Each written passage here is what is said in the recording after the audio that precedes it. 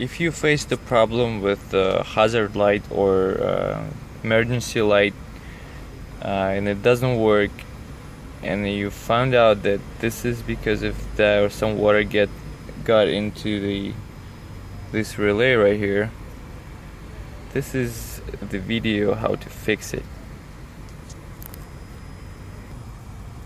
So main problem I faced was this little copper thing and how to place it, where to put it. So main thing, you put it with this side inside of this place with the button, goes inside. So this three things goes up or that way. There you go. Then further, you gotta put this thing on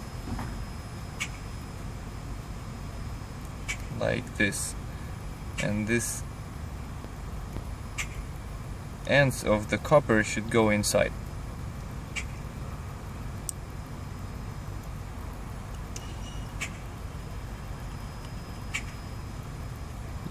That way.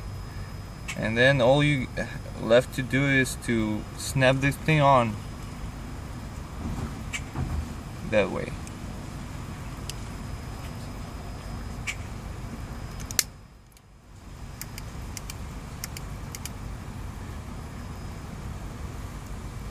Now I'm gonna turn it in the car and you're gonna see that it start to work.